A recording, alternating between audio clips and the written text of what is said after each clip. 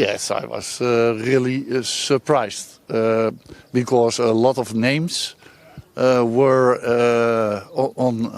in the media, and these names were very high respected. And I think that the company is a new trainer coach.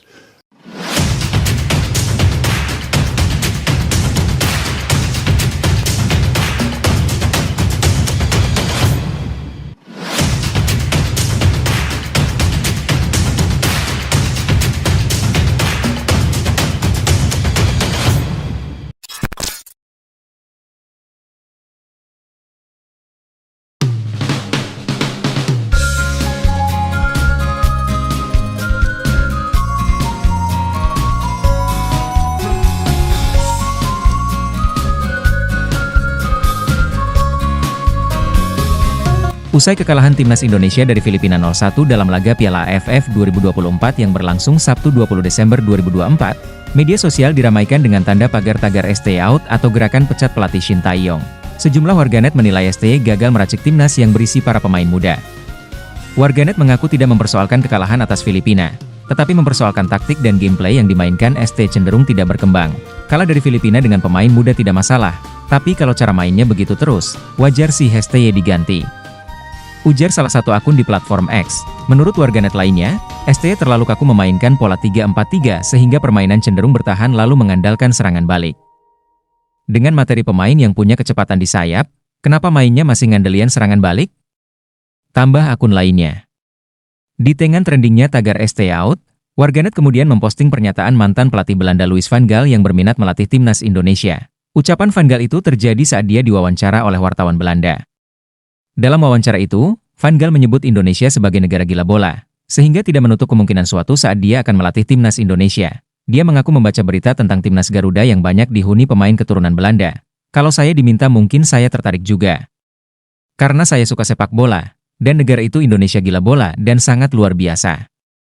Jadi kalau negara itu gila bola pasti setiap pelatih ingin pergi ke sana dan menjadi bagian dari sepak bolanya, ucap Van Gaal menjawab pertanyaan wartawan tersebut. Salah satu pengamat sepak bola Coach Justin juga mengutarakan hal yang sama pada acara podcast pasca kekalahan timnas dari Filipina, taktik STY sudah tidak efektif lagi. Gaya bermain timnas kita bukan bertahan tapi menyerang. Potensi para pemain diaspora Indonesia ini akan lebih cocok dengan pelatih Belanda yang tahu gaya main mereka. Ketua Umum PSSI Erick Thohir langsung bergerak cepat demi menyelamatkan proyek timnas Indonesia dengan menghubungi Louis van Gaal.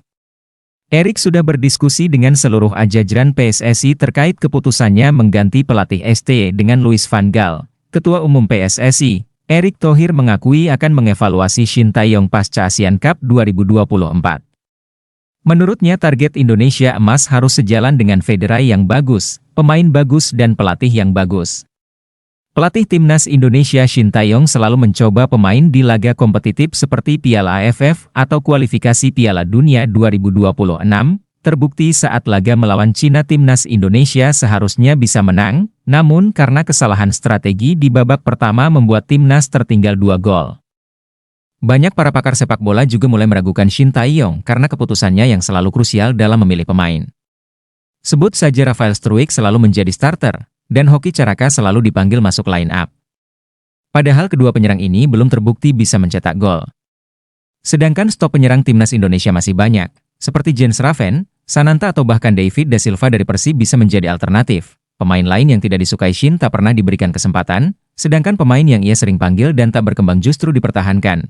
Para pengamat sepak bola mulai jenuh dengan apa yang dilakukan Coach Shin, terlepas dari prestasi yang ia torehkan.